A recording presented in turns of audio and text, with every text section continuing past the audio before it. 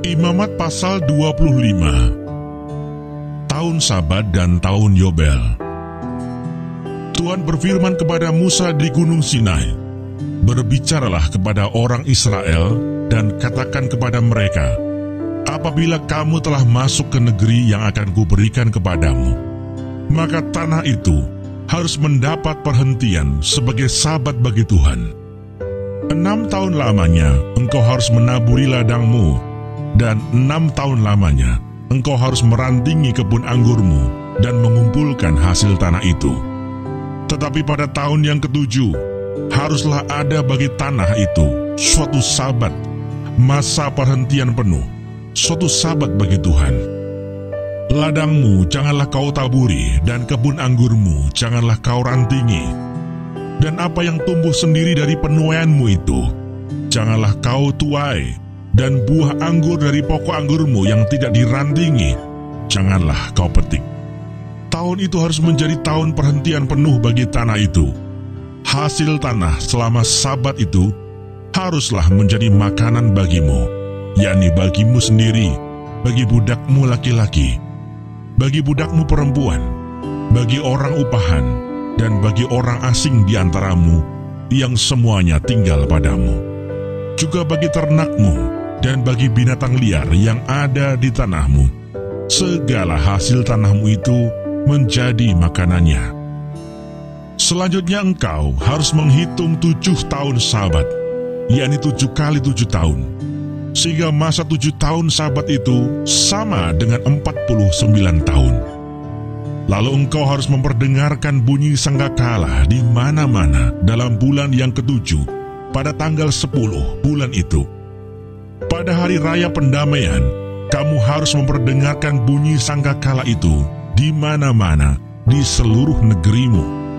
Kamu harus menguduskan tahun yang ke-50 dan memaklumkan kebebasan di negeri itu bagi segenap penduduknya. Itu harus menjadi tahun Yobel bagimu. Dan kamu harus masing-masing pulang ke tanah miliknya dan kepada kaumnya. Tahun yang ke-50 itu harus menjadi tahun Yobel bagimu. Jangan kamu menabur. Dan apa yang tumbuh sendiri dalam tahun itu, jangan kamu tuai.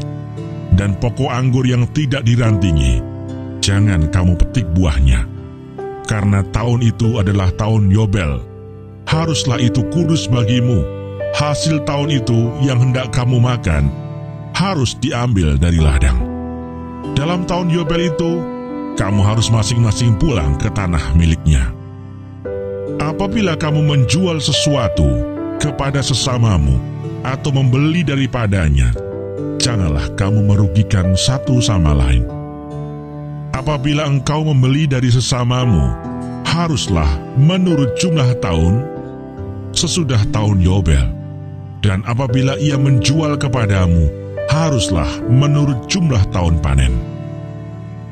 Makin besar jumlah tahun itu, makin besarlah pembeliannya, dan makin kecil jumlah tahun itu, makin kecillah pembeliannya, karena jumlah panenlah yang dijualnya kepadamu. Janganlah kamu merugikan satu sama lain, tetapi engkau harus takut akan Allahmu, sebab akulah Tuhan Allahmu. Demikianlah kamu harus melakukan ketetapanku, dan tetap berpegang pada peraturanku serta melakukannya. Maka kamu akan diam di tanahmu dengan aman tentram.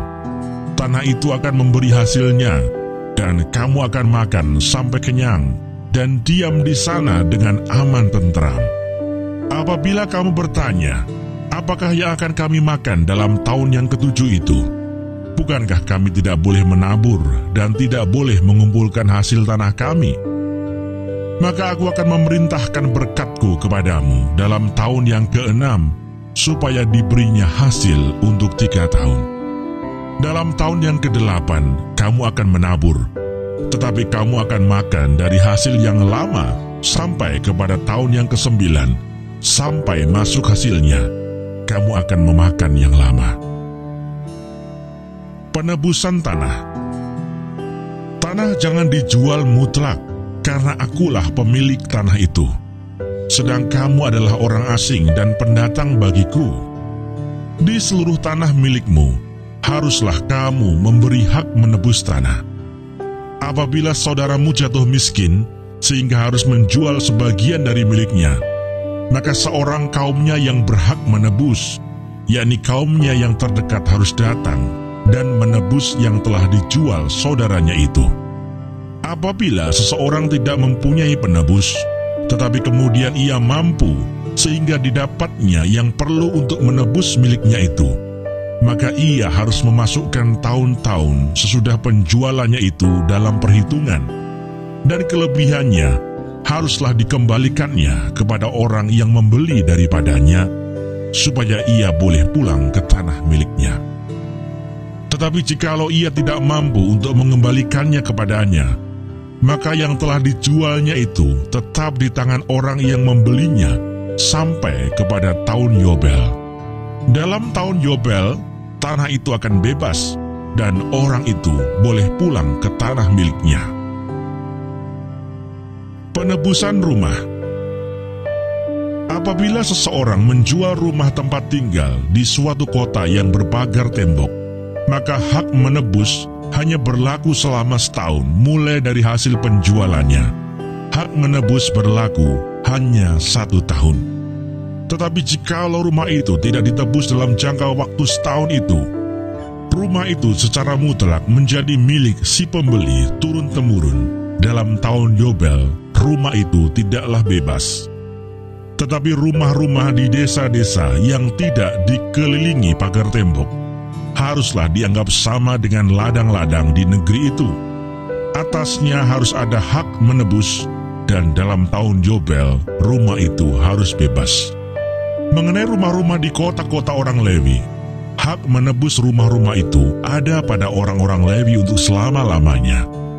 Sekalipun dari antara orang Lewi yang melakukan penebusan, tetapi rumah yang terjual di kota miliknya itu haruslah bebas dalam tahun Yobel. Karena segala rumah di kota-kota orang Lewi adalah milik mereka masing-masing di tengah-tengah orang Israel. Dan padang pengembalaan sekitar kota-kota mereka janganlah dijual, karena itu milik mereka untuk selama-lamanya. Perlakuan terhadap orang miskin.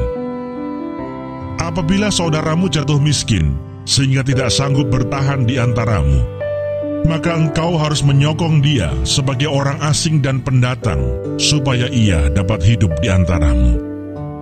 Janganlah engkau mengambil bunga uang atau riba daripadanya, melainkan engkau harus takut akan Allahmu, supaya saudaramu dapat hidup di antaramu. Janganlah engkau memberi uangmu kepadanya dengan meminta bunga, juga makananmu janganlah kau berikan dengan meminta riba. Akulah Tuhan Allahmu yang membawa kamu keluar dari tanah Mesir untuk memberikan kepadamu tanah Kanaan, supaya aku menjadi Allahmu. Apabila saudaramu jatuh miskin di antaramu sehingga menyerahkan dirinya kepadamu, maka janganlah memperbudak dia.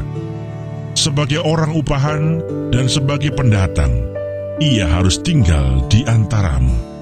Sampai kepada tahun Yobel, ia harus bekerja padamu. Kemudian ia harus diizinkan keluar daripadamu, ia bersama-sama anak-anaknya, lalu pulang kembali kepada kaumnya, dan ia boleh pulang ke tanah milik nenek moyangnya.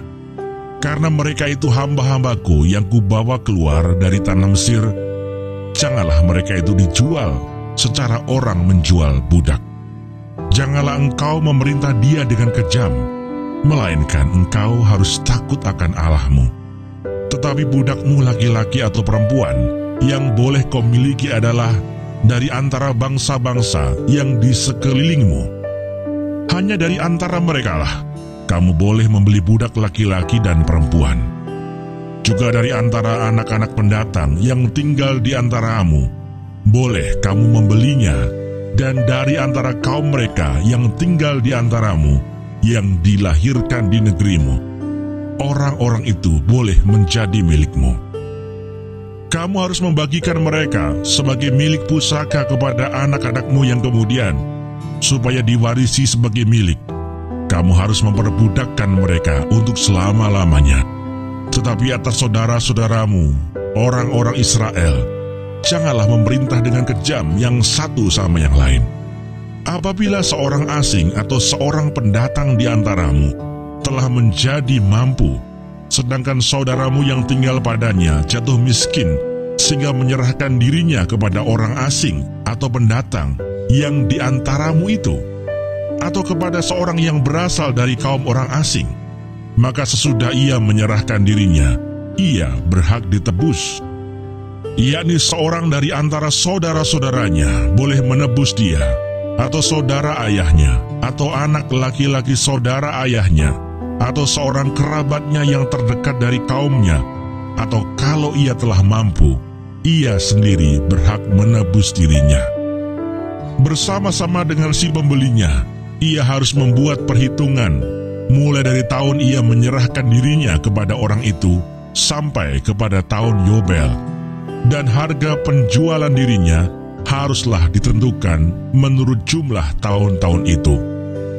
Masa ia tinggal pada orang itu haruslah dihitung seperti masa kerja orang upahan.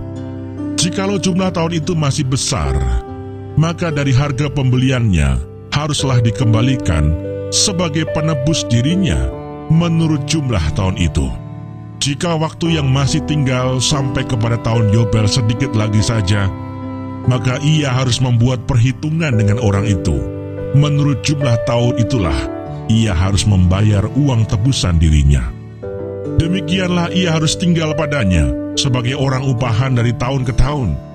Janganlah ia diperintah dengan kejam oleh orang itu di depan matamu.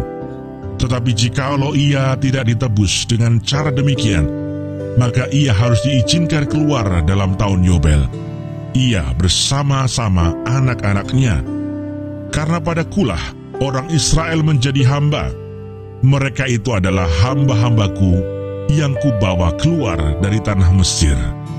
Akulah Tuhan Allahmu.